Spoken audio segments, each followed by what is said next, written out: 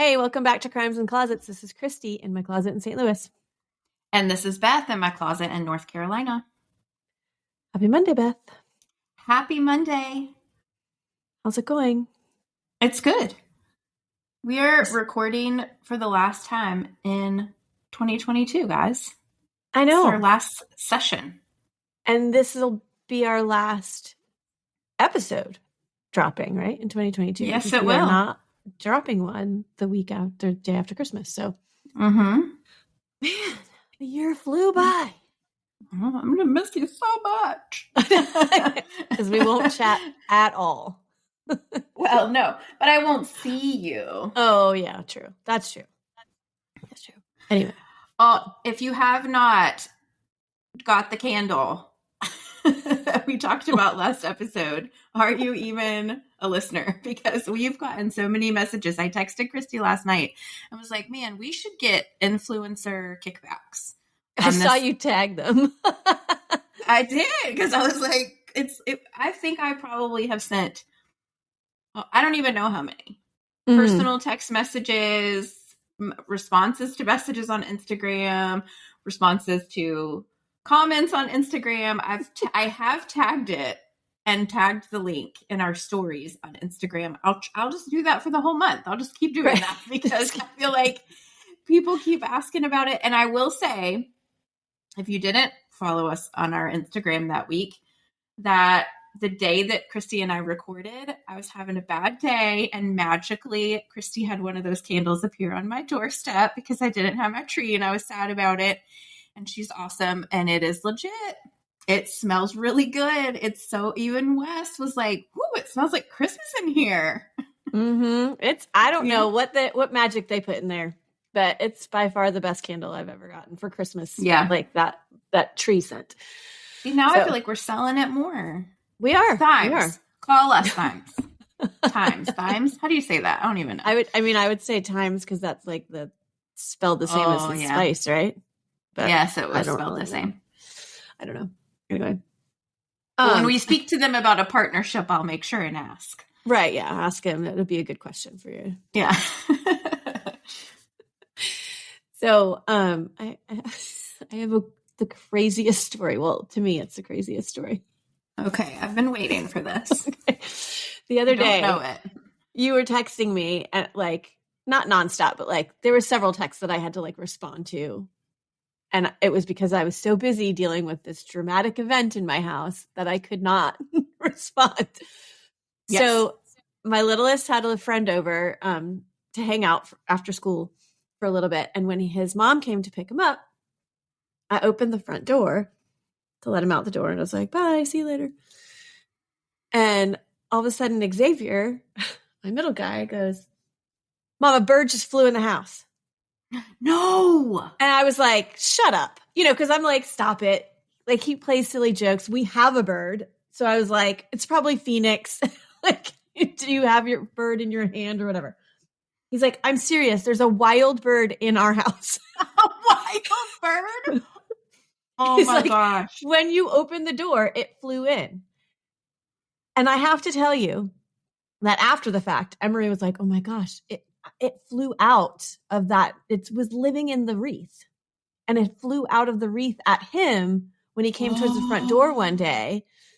And I think another neighbor, when they came by the front door, it flew out because it got scared. So it's sitting in that wreath. And so when I opened the door, the door opens in. Yep.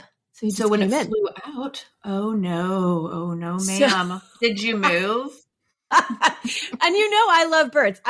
I am totally fine with our pet bird. I carry him around. He flies around, whatever. But something about one that is living outside, and I'm like, he will attack me. He will peck my eye out or something. If I try to grab him, or poop everywhere. Well, and that's the other thing. But our bird does that. We just see it all the time because we're we have him, so we see it happen.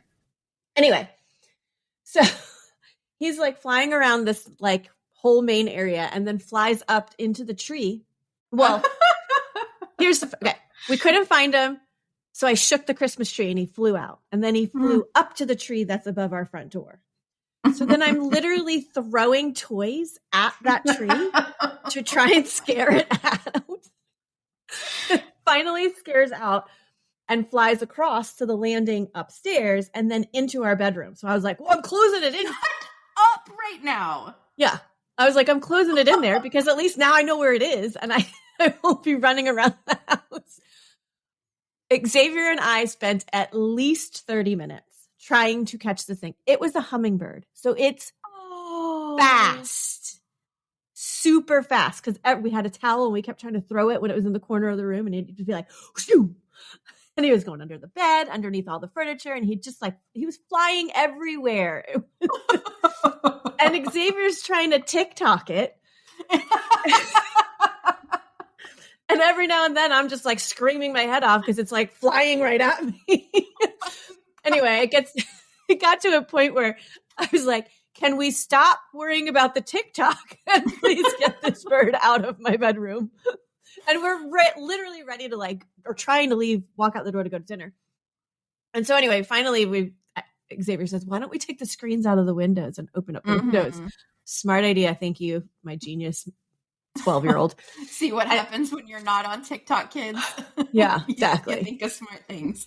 So anyway, I mean, it still took a little bit to get him to fly out the actual window, but he finally did. And I was like, so it was literally so dramatic because little guy was petrified. He came in because when I told Xavier to stop TikToking, he pulled Langdon in to film instead. And as it flew, Langdon's like, nope, I'm out. And he threw it. He's like, you guys got to film yourself. That's when I was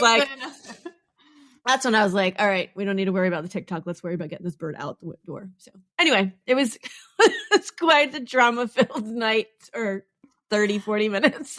I am dying. Oh my gosh. But you know what's funny? First of all, I don't mind a hummingbird. I think hummingbirds are a little bit better.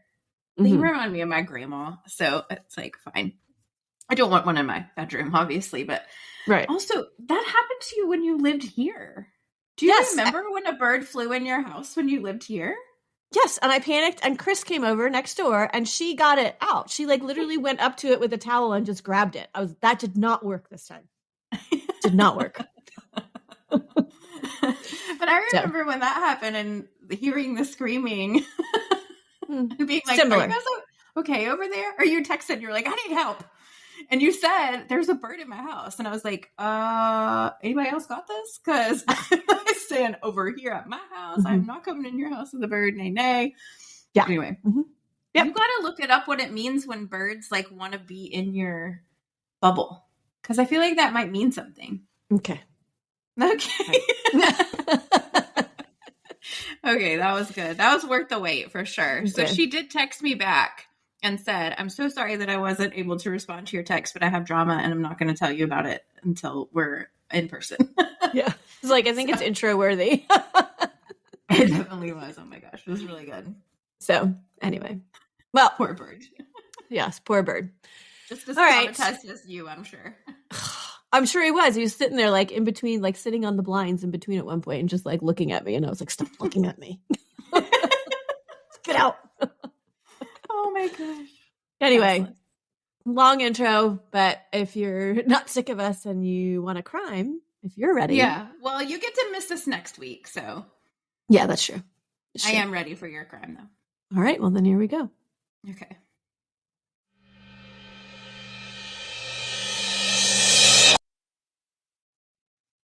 We got this suggestion from Michelle on Facebook. Hello, Michelle. Hello, Michelle, and thank you for sending this in. It's a little bit of somewhat of a confusing case. I don't know. I feel like that's not the right word for it, but I guess you'll understand when I get into it. But anyway, okay. It's sad, nonetheless, a little bit confusing. Okay. Wendy and Reed Cowell were married in 1984. They had 3 children, Trevor, Colby, and Mackenzie, all essentially 3 years apart, basically. Okay. Mackenzie was born on April 1st, 1992. April Fool's baby. Oh, yes. I feel like if I was I had a baby today, people would be like, whatever, April Fool's, right? Well, if you were very pregnant, I think they would believe you. Yeah, maybe. Anyways, they lived in Wenatchee, Washington. And I've never heard of that. I have not either. And I really hope that I said it correctly because Michelle even said pronounced Wenatchee in her. Thank you, Michelle, for doing that, because people tell us when we get it wrong and we can't help it sometimes. We can't be locals everywhere. Right, exactly. So, but anyway, it's a small town about 140 miles east of Seattle. So if you can picture that in your head. Okay. It has a population of it had a population of about 34,000 people in 2019. So it's actually kind of like the size of my town. Maybe it's a little bit smaller. Okay. Where I live, like currently. In 2001, Wendy and Reed divorced. And in 2005, Mackenzie moved with her mother and switched school districts from where she was. However, in 2008, she wanted to move back to Wenatchee. And so her dad, Reed, petitioned to change their parenting plan so that she could come back and attend her, like, I think probably part of her junior year and her senior year back in where the school district that she kind of spent almost her whole life. Okay. So, and I'm not entirely sure what occurred in their marriage to cause them to get divorced, but it doesn't appear to be overly friendly between them, because I do know that there was a restraining order that was put in place around 2008. It's not entirely clear, like, who it was for or if it was a mutual thing, because they just weren't allowed to visit each other, both of them. Like either one of them were not allowed to see each other. It's not really stated anywhere exactly what happened. So, because I think, honestly, I think that wasn't the important part of the story. Like it didn't matter at this point, like why that happened. And it doesn't matter in this case. So anyway. So Mackenzie in her junior year comes back to attend Wenatchee High School. She's on the Appalettes dance team.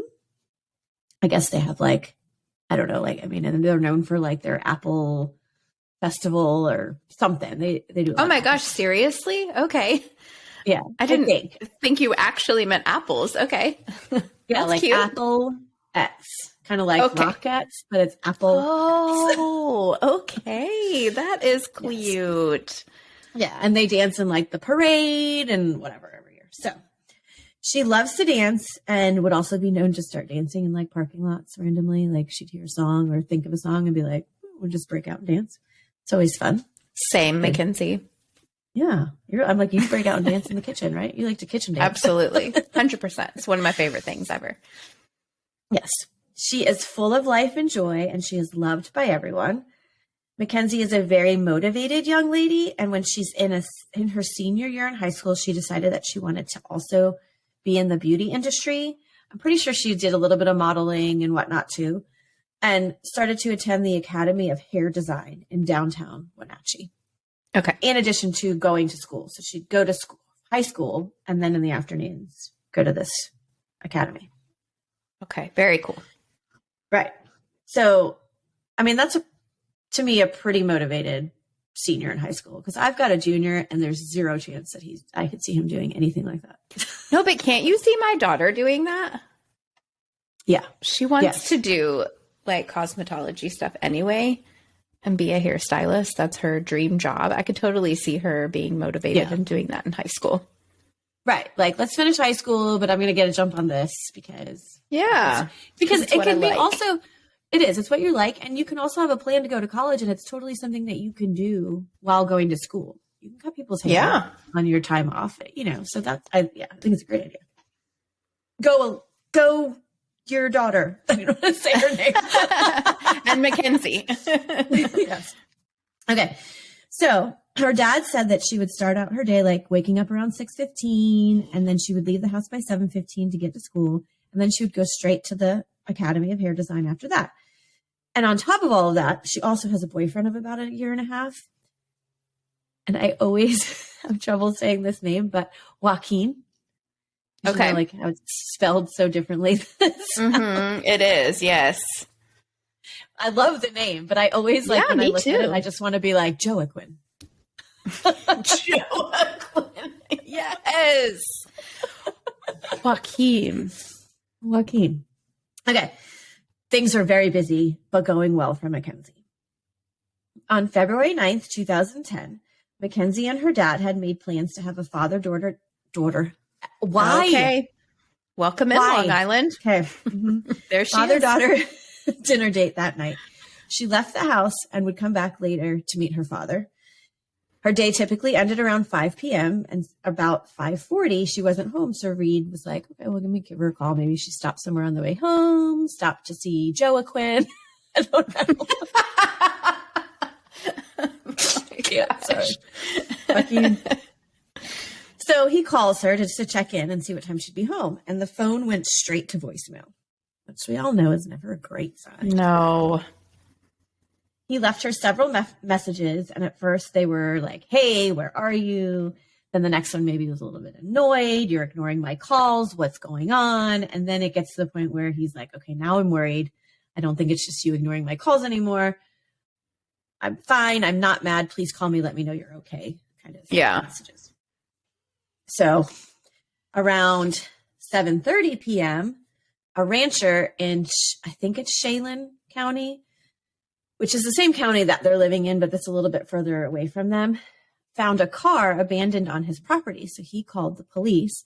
And when they came out and found the car, they found the car that was registered to Reed Cowell. Oh, no. So they went to Reed to see if he was missing a car. And he's like, well, I didn't know I was missing a car, but if I am missing a car now, I'm also missing the driver, which is my daughter. She hasn't come home. It's only been a couple hours, but now you're saying her car is there. So pretty sure something happened. Oh, what a sinking feeling. I know. And her purse was still in the car, but in a couple different places it was reported that her keys, phone, and possibly a debit card were missing from the car, but some items were missing. Her purse was there, but there was obvious signs of some of them were missing. So police started to look into where Mackenzie could be. They find that when she was at the beauty school that day, she asked another person that was there, another student, that, do I need to sign out if I'm going to leave and just be gone for about 15 minutes or so? And that one other person remembers her saying something about, like, I'm just going out to the parking lot to meet and talk to a couple of people. Like, basically, do I need to sign out for that? So they look at the surveillance videos and they have her leaving the premises, like walking out the door at 3 p.m. She walks out the door, back door, walks up the stairs and goes to her car. They don't show her meeting anyone, like one of the other students thinks. She just gets in her car and drives off. Okay. And just around that time, like right when before she drove off, she sends a text to Joaquin saying, hey, like, just hey. And they kind of like said hey back and forth, which apparently wasn't an unusual thing to just be like, hey, I'm thinking of you. How's it going? Kind of thing for them to do. This is the last time that she is seen or heard from that day. Police do a helicopter search of the area along with friends and family. Well, along with friends and family canvassing the neighborhoods, like nearby neighborhoods for days. Mm-hmm. They never come up with anything. Nobody's seen her. Nobody's heard from her. Nothing. Then on February 13th, just a few days after she goes missing, a body is found in the Columbia River. It was on a bend of the river that's called Crescent Bar, which from what I gather is kind of a known area. Like people, maybe they go out there to like hang out and whatnot. And people were walking in that area and happened to find her. So they report it. The FBI comes out at this point and confirms that it's Mackenzie. And she's about 50 miles from her house. Okay. So they observe, just because while she's laying there, that the cause of death to be strangulation, blunt force trauma to the head, and she also has a pretty deep laceration to her neck, like the jugular. And it also appears, it also appears that someone tried to saw her arm off after she was dead, and the knife was still lodged in her shoulder. Oh my gosh, this poor girl. Yeah. Mm-hmm. Yeah. Awful. 17. Like she was like 2 months shy of her 18th birthday. Oh my gosh. Investigators say they never really considered her parents as suspects, but definitely, I mean, they're spoken to, they're questioned. And then they turn their sights on Joaquin because, well, he's the next closest. They ask him to take a lie detector test, and he is told that he repeatedly fails one specific question when they ask it. And that question is, do you know who killed Mackenzie? And he always says no, but for whatever reason, he fails that one question over and over again. He insists, I don't know who killed her, so I don't know why I'm failing this part, but whatever. So they kind of, and then they start asking him questions like, do you have any gang affiliations? And I think this is brought up because of the looks of Joaquin and maybe his nationality. And so they're assuming you're a small town in Washington. Well, that's gross. It is, because there was really no other reason to bring that they asked this question up except to like point out the fact that, okay, so then now they're like making assumptions of this guy, and he seems like a very upstanding young man. And he's like, no, I don't have any gang affiliations. Like, no, nobody I know would want to kill Mackenzie. And anyway, so her parents also knew him well enough. I mean, she's been with him 1.5 years and was like, oh, he loves her. She loves him. Like, they really have no reason to think that he would want to harm her. Yeah, and he's a good boy. Right, yeah. I think he was also older. I want to say he might have been 21. Mm-hmm. But anyway, he's a little bit older, so whatever. Again, no bearing on anything. His age, though. Okay, so then after they kind of keep him on the radar, they don't really, like, exclude him, but he is definitely less likely of a suspect. But he's, like, in their peripheral. And then they turn their sights to Joey Fisher, who is Mackenzie's mother's boyfriend, because parents are divorced. All right. Apparently, Mackenzie and Joey do not get along. And the day before she went missing, she got into an argument with him and told her mother, basically gave her mother an ultimatum and was like, it's either him or me. Like, he sticks around or me. I'm done. Mm-hmm. And that's the day before she goes missing. So it seems a little like, however, and Joey also, just as a side note, isn't the most like upstanding person. Like, I think he's just going to ask, does he have a history here? I'm pretty sure he has a little bit of history. It's not really gone into, but it's like basically mentioned, like, I mean, he's not the greatest guy, but he's probably not a murderer. But anyway, so they ultimately end up ruling him out because there's zero physical evidence linking him to the crime. So that's the first time I ever hear that there is any physical evidence aside from like, okay, there's a knife in her shoulder. Right. They don't really mention a whole lot of what was like found near her. Do you know if she was sexually assaulted at all? I don't think she was. Okay. But I don't know for sure. But I like, my inclination is no. She was just murdered and left there. Okay. So the police, over the course of their entire investigation, will interview about 800 people.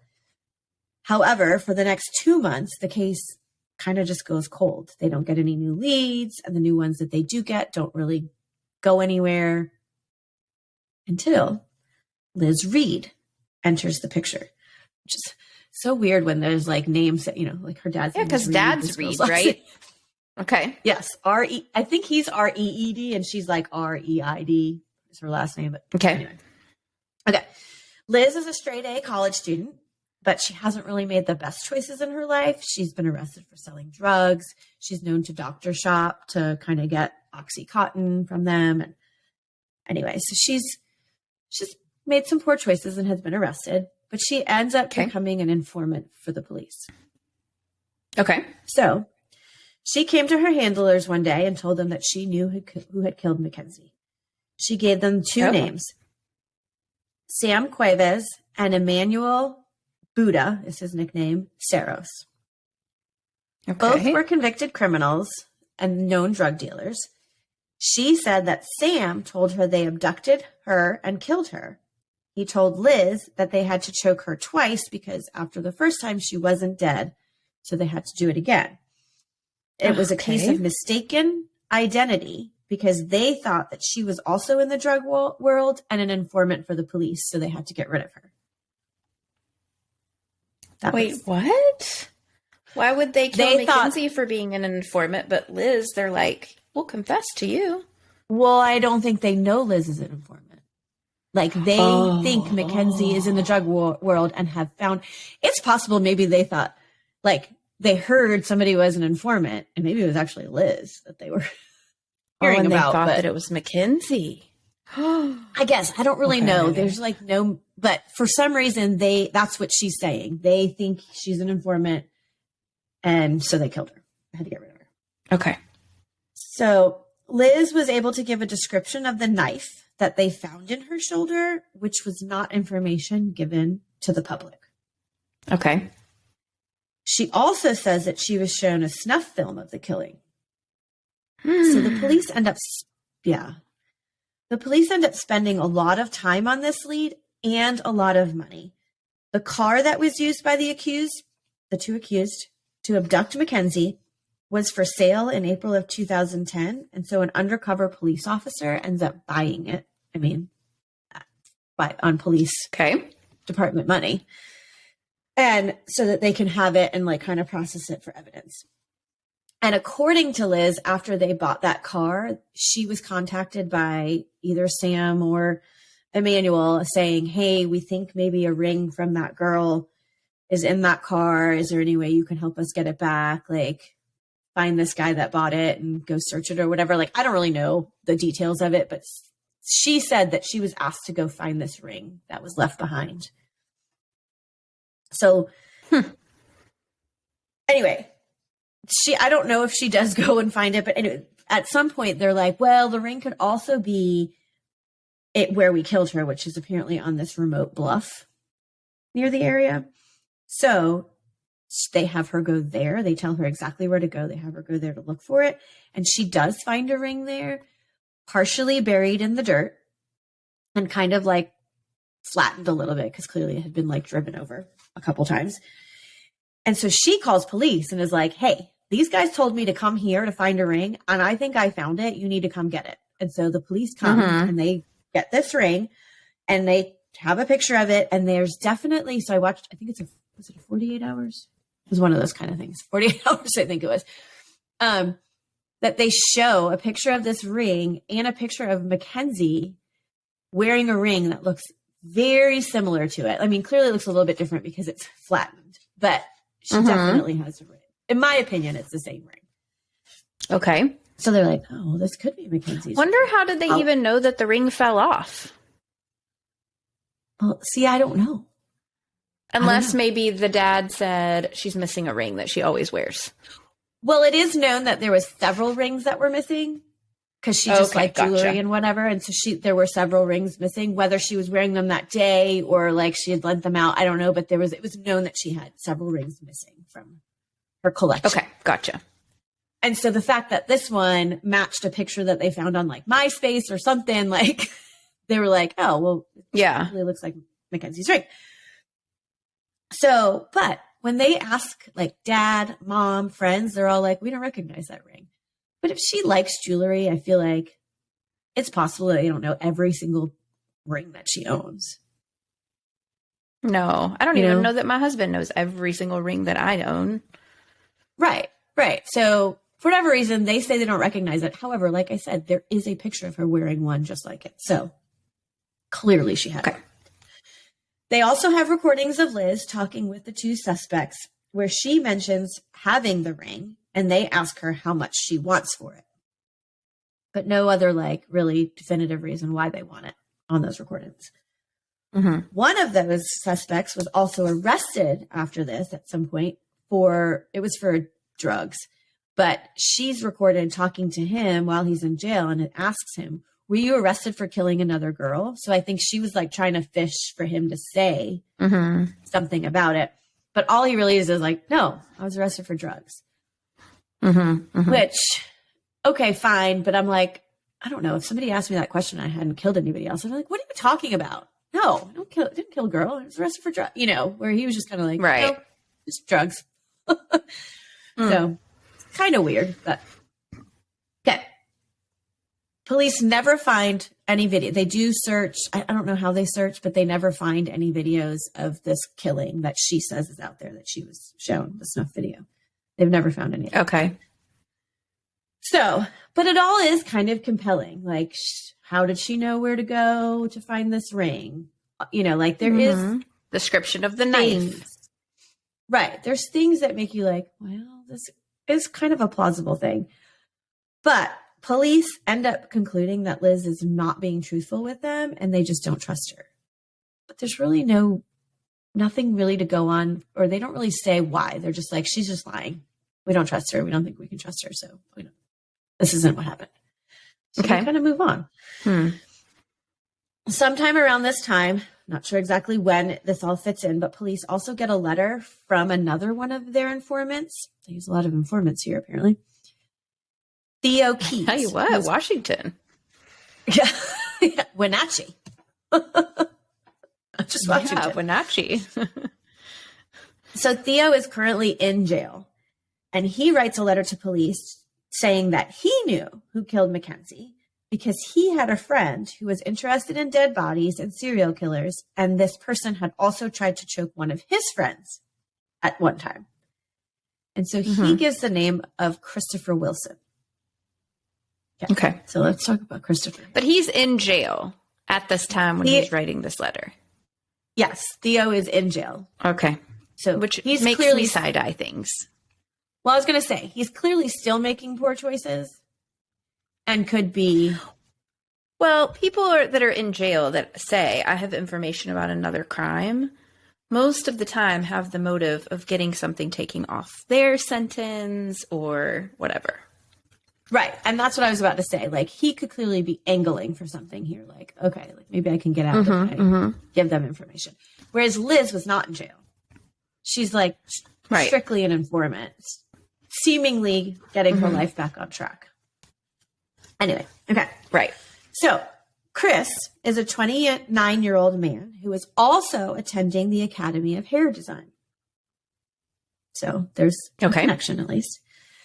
Chris was seen on video surveillance at the academy leaving at the same time Mackenzie left. Like he walked out like just after her, walked out the same door and drove away just minutes after her. Okay. Some say Mackenzie was driving in the direction, like we saw Mackenzie driving in the direction of Chris's house, but he only lived a few blocks away from the academy. So it's not entirely out of the question that she would just be driving in that direction to go somewhere when, you know what I'm saying? Like it's just a couple blocks away. Right. It's not like, oh, he lives 10 miles in this direction. And so she's going in that direction. I don't know. It's just whatever. To me, that's not a huge part of the case. So Chris is described as an artistic musician who is into dark art. He has a tattoo of Hannibal Lecter on his forearm and is obsessed with the show Dexter.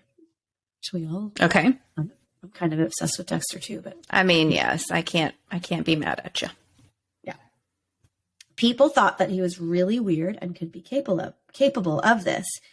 But one of his friends on the 48 Hours episode that I watched was talking about how she's like, I don't really think he's capable of any of this. I think people thought he was weird because we live in this small town and he was very eccentric for that small town. So he stood out big time, which is entirely possible. Because when you see a picture of him, 100%, we're scared of different people. It's just how we are. It's really annoying. Yeah, it truly is.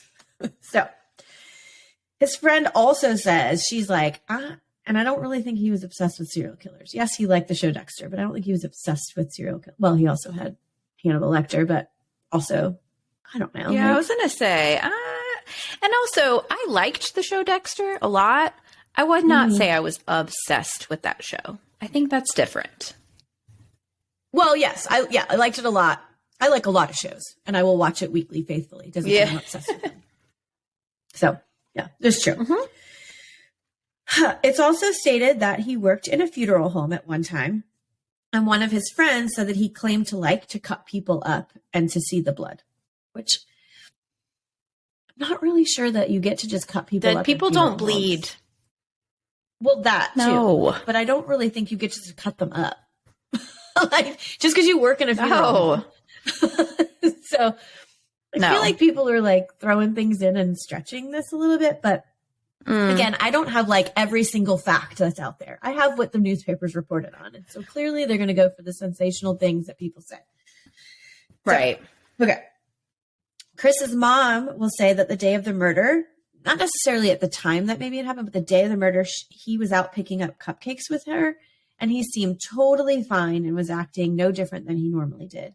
And she kind of felt like, well, if he just murdered a girl or was planning on murdering a girl, maybe he'd act a little weirdly, but who knows? Yeah. People who like to cut up dead bodies and are obsessed with serial killers going cupcake shopping with their mom seems like a bit of a stretch. Like, maybe he wasn't that different after all, guys. Right. But clearly, he's on their radar. He worked with her. He was seen leaving around the same time. And he's got people saying some That's it. crazy things about him. Well, it doesn't end up being all that they find. So here's the big kicker. Apparently, there's a piece of duct tape that was found at the scene that has Mackenzie's blood on it. And this is the physical evidence that isn't really reported until they zone in on Chris. And there's other DNA on it. And so when they tested against Chris's, the results come back that it could be his, but was not conclusive. Why? So, I don't know. What year was this? 2010. Oh. I don't know why. Clearly, maybe not enough was on it to make it, 100%. A full there was profile.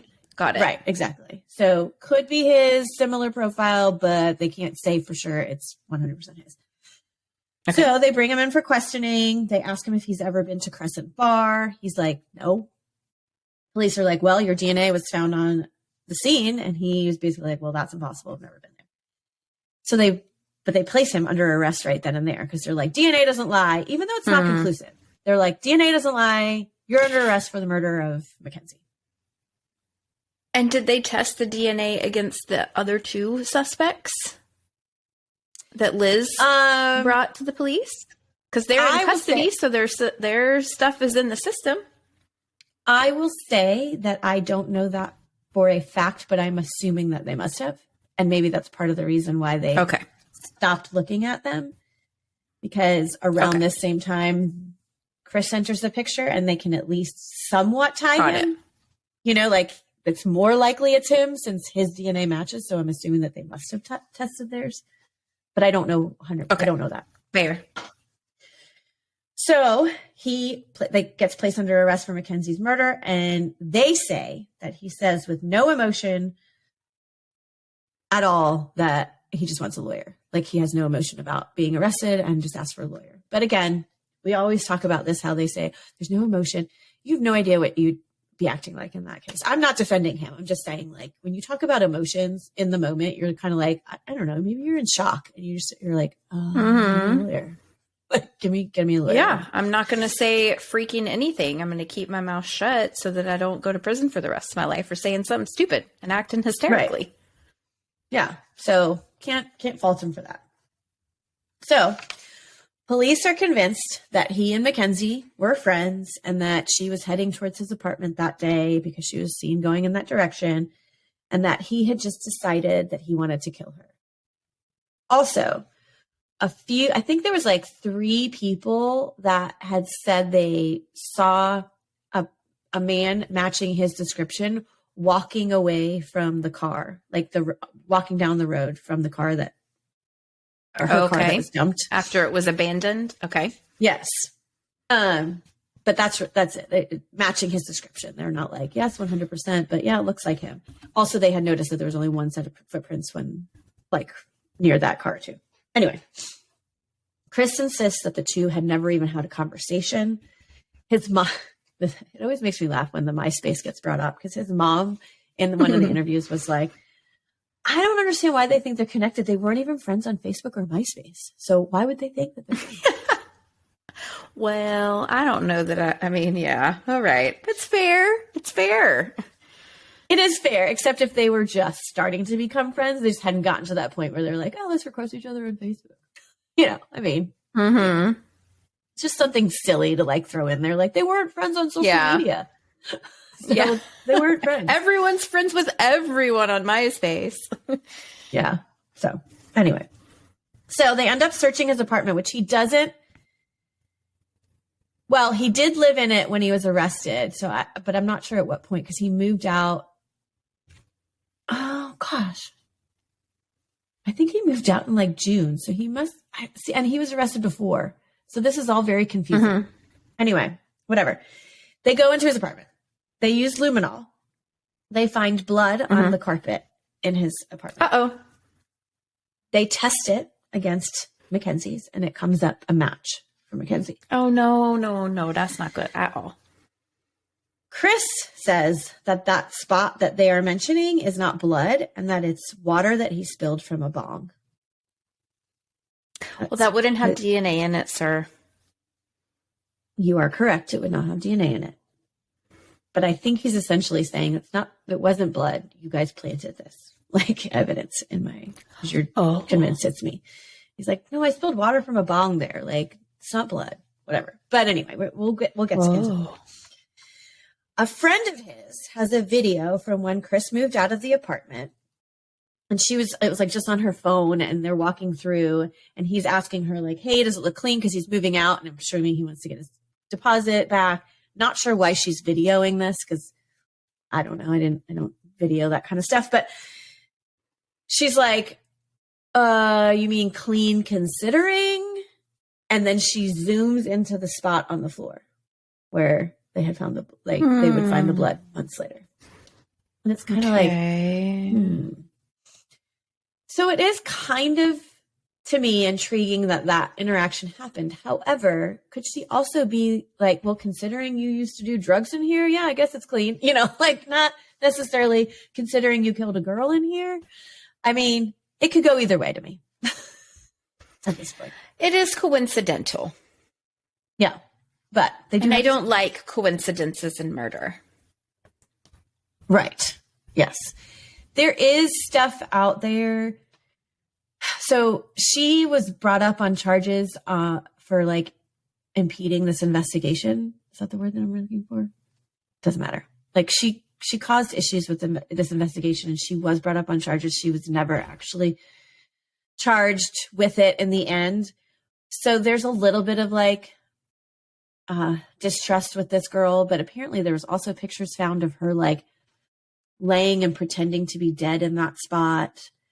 And that she'll say that she didn't know that's where there was any blood found. Anyway, like there's just like weird stuff surrounding this girl. So I don't know. That's weird. Yeah. And then like she has ex-boyfriends saying that the day that Mackenzie was killed or found or something around the time of her death, she was calling going, something really bad just happened. Please pray for me. So like there is other weird things, but it's very, I don't know. I don't know. I mean, that kind of behavior is a whole lot weirder to me than liking Dexter and Hannibal Lecter. Yes. And I think that's where like this kind of stuff that starts tying in is where like Chris gets deeper and deeper into this case. So even though there's no conclusive evidence that it's his DNA, that's on that one piece of duct tape. So anyway, okay. So this is why I'm saying this is kind of like a confusing case for me, because there's like little things that like get thrown in on this from this article and this article. And I'm like, well, it clearly wasn't big enough for that one to talk about it, but this one did. And then, like, anyway, it's just weird. So Chris is insisting he has had nothing to do with Mackenzie's murder. He's charged and brought to trial 8 months after the murder. He hires attorney John Henry Brown. Does that sound familiar to you? No. I mean, it doesn't sound familiar to me, but he was Ted Bundy's lawyer, though. So, yeah. Oh, my gosh. Enter big-time lawyer. Oh, also, yeah. I somewhat it didn't go great for Ted Bundy, honestly. No, but clearly he's, like, willing to take on, well, I mean, I'm sure they had much more evidence on Ted Bundy than they had on Chris. And he's willing to take on crazy cases. But he also took on the case, which I kind of vaguely remember this, where there was a U.S. soldier who killed 17 people in Afghan villages. He also defended that guy. So anyway. Wow. Back in the day. All right. So his lawyer is saying that if Mackenzie was stabbed in the jugular, wouldn't there be blood spatter all over that room? Like if that's where, because they're saying she was killed in that apartment. And so if she had, which they said, a very large laceration in the jugular. Wouldn't there be more blood either splatter everywhere or all over that room, that apartment, whatever? Which does make sense. Yes. Mm-hmm. Not just that small spot. So he's also on the train of, I think police officers planted this one little bit of evidence. Like they put that DNA in this spot and that maybe it is still actually a bong water spot. And they put this DNA in there. And he's blaming them for doing this because he says you can't trust the Wenatchee police because years ago there was a scandal called the Wenatchee witch hunt. And you can't trust them because of that. And I'm just going to go into that just a little bit because it's like tied into this, but it's a huge thing. It was a child sex abuse scandal. And there was a police officer's daughter who said that she had been sexually abused by a few people in the town. And he believed her and he kind of investigated it, which he should never have been a person investigating it, being close to the victim. But he drove her around town and asked her to point out all the places that she had been. And so she like literally pointed to like houses. And the police officer, like I said, personally investigated and made arrests. And in the end, there were 43 adults arrested, including some with some mental disabilities. 29,726 charges of sex abuse made with 60 kids. All of which, I mean, all of them, years later, would be released and the charges were dropped and exonerated because they were saying it was all like not true. So he's like, you can't trust the Wenatchee police because look at them. When they're determined to go after someone, they're going to do it. And they didn't have like, they were saying that the police officer who was the dad, like did all these interviews and questioned people and got people to actually confess to doing this, most of which were the mentally disabled adults. And so he had no recordings of any of these interviews and took no notes during them. So there was literally nothing evidence-wise to like actually charge these people, but they did. And then the daughter ended up recanting all of it later, saying that it didn't happen. Oh my gosh. Did she get in big trouble? I could not find that, but I didn't dig that much because I was like, this is a whole nother rabbit hole that I could go into that I don't need to right now. Because I was like, whatever happened to her if she recanted everything and said it was all a lie? Yeah. Because she should be in trouble. I mean, I think she was young. I mean, but. And it's very hard not to believe people when they say something like this. Right. Exactly. You want to believe them and you want to help them and whatever. So, yeah. Anyway, because of this giant scandal that happened in this town, this is why the lawyer is saying we can't trust the police. I wouldn't doubt that they planted that because they zeroed in on him. They wanted it to be him, whatever. So this is their defense essentially. So when they went to trial, the defense won several pre-trial motions, including things like, we're not bringing up his prior employment. They don't need to know that you worked in a funeral home. They don't need to know you have a Hannibal Lecter tattoo. Like all of these things were just kind of like, come on, who cares about that stuff? It doesn't have anything to do with the murder. So they weren't allowed to say any of it. The DA decides after that, okay, we're going to offer a plea because they're kind of like, well, we have a decent case, but we don't have conclusive DNA. Two, we can't prove that Chris was in that apartment at the time that Mackenzie's, like at the same time as Mackenzie, when that blood was put in there. And no motive. Right. Yeah, exactly. No motive except to say that he's a weirdo and like stood out and he's into dark art and whatever. You know, like there really wasn't a whole lot. So they offer him a plea deal of manslaughter and offer 6.5 years in jail. Chris's attorney was kind of like, whatever, I don't care. I would tell any one of my clients who is innocent, take that, because if we go to trial, they have enough that maybe you'd get convicted and you'd get more than that. He's like, that's an amazing plea deal. Like, you should take it. Chris is like, no, I'm not doing it. I'm not going to admit to something that I didn't do. So no. So he turns the plea deal down. So Liz Reed is also kind of back in the picture at this point because so by the way, sorry, side note, forgot to tell you this. She had eventually recanted all of her statements that she had made about Sam and Emmanuel killing. But she says that she was pressured into recanting it because the police were set on Chris. And so they were like, you're not telling the truth, you're lying, whatever. And she felt like she had to recant it because she was afraid the police would retaliate against her if she kept going down that path and maybe like arrest her again. And so she felt she was fearing the police at this point. So she said, okay, none of it's true. I lied about it. But man, this is confusing. I know. See, that's what I'm saying. Like, I don't even... Who do we believe? Like, the girl, is she telling the truth? Is she not telling the truth? Did the police force her not tell the truth? Like, what's going on? Exactly. Well, she comes like to the defense of Chris because she's like, all right, I made all these statements back in the day and I knew I recanted them, but it was the truth. I was telling the truth. This is who I believe did it. They told me they did it. I saw a video. Like, she's going back and saying all the same things. So she's going to like testify for the defense that she did all this back in the day. Well, that was right. Long ago, but when it all happened. So just before trial was to start, the defense surveyed like a pool of jurors, and it came back that 80 to 85% of them thought Chris was guilty. So they're like, this doesn't look good for us. Okay. His attorney, his parents, friends, everyone was like, he's not going to get a fair trial here. Yeah. So take the plea deal. We'd like a plea. Yeah. Is the plea deal still on the table? Well, the plea deal that same plea deal was not on the table, but they did offer him another one. And this time he needed to plead guilty and provide a written statement that he kidnapped, saying, I kidnapped Mackenzie and I caused her death, and he would get 14 years. So he goes to the court. The judge reads the plea deal and his statement, and then asks Chris, are those things that you did? And he hesitates for a second and then says yes.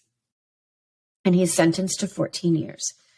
Less than a year later, he enters a motion to withdraw his plea because he said he didn't understand what he was saying, and when he signed it, he didn't understand it. But the judge denies this motion, saying there's no evidence that you didn't understand. Like, you can't prove that. You were saying you're everything. Like, no, sorry, I can't push that through. So Chris remained in jail. His family has fought to try and get justice for him. Clearly, we want justice for Mackenzie, and he's actually eligible for release now in August of 2023, which is just around the corner, really. But he's still definitely that's right. Actually, yeah, that's this year. Okay. Yeah.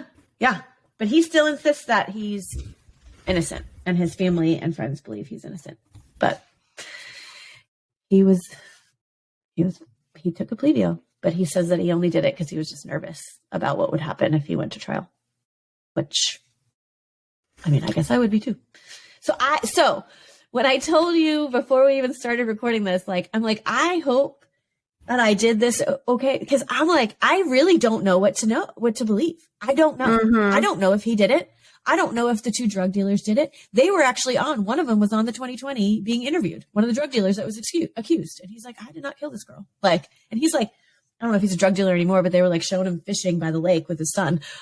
Let's paint this drug dealer in a great light now. But anyway, so I don't know. I don't know what happened.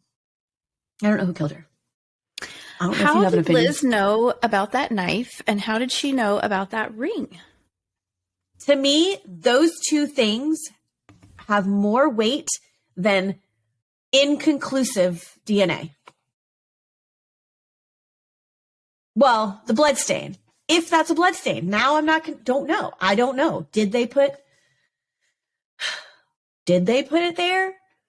I don't know. There's okay. Chris or the drug dealers, there's things that make me believe either it's entirely possible it was either one of them. I don't have a motive for Chris doing it. And really the DA didn't have a motive because once they couldn't enter the information into the court that he worked for a funeral home and liked to cut up bodies, they couldn't say that. So that was probably pretty much his motive on their end. So he didn't have a motive to me.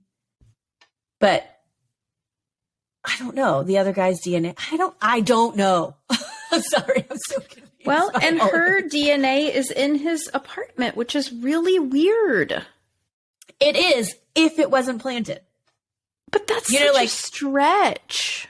I know it's a stretch. I do know it's a stretch. 100% agree with you. And probably, clearly, one mistake at a police department doesn't mean that the police department is going to be bad forever. And after going through a crazy scandal, you would think the police department would be like, we're not going to plant evidence. Right. And that's what they kind of say on like the 48 hours. Like, we're not doing that. We don't do that. Like, yes, that happened. We know it happened. But and I know there's corrupt police departments. I sure as heck know that. I don't know. I don't know what's happening. I don't know what happened. And you know what's sad is this has now turned into this like sensational scandal about the police department and informants and all this kind of stuff. And poor Mackenzie was brutally murdered. Mm-hmm. Yep. And no 100%. One really knows why. Mm-mm. Yeah, no reason. There's no reason.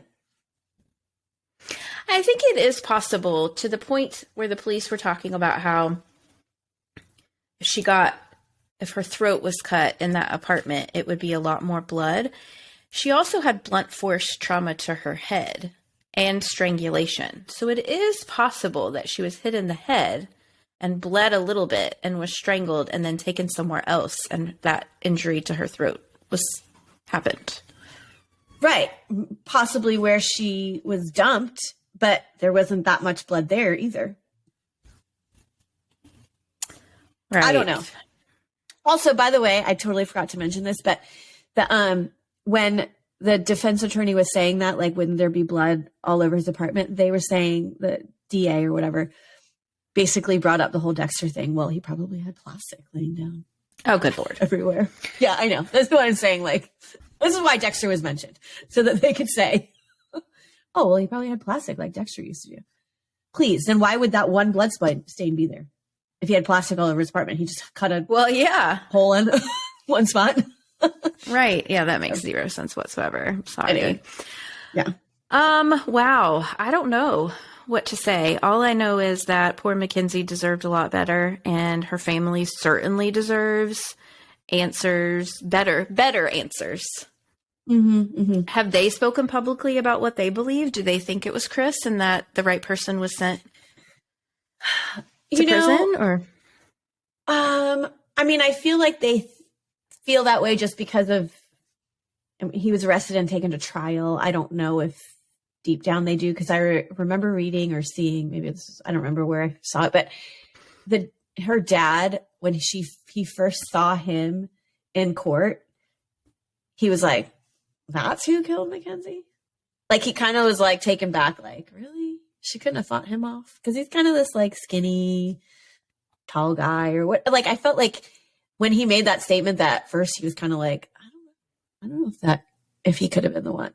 But then he's brought to trial and he gets a plea deal and whatever. And so you're just kind of like, I guess it is, I feel like you just kind of resign to, wow, I guess we know who did it. That's awful. Yeah. I would want to know, yes, this is the murderer.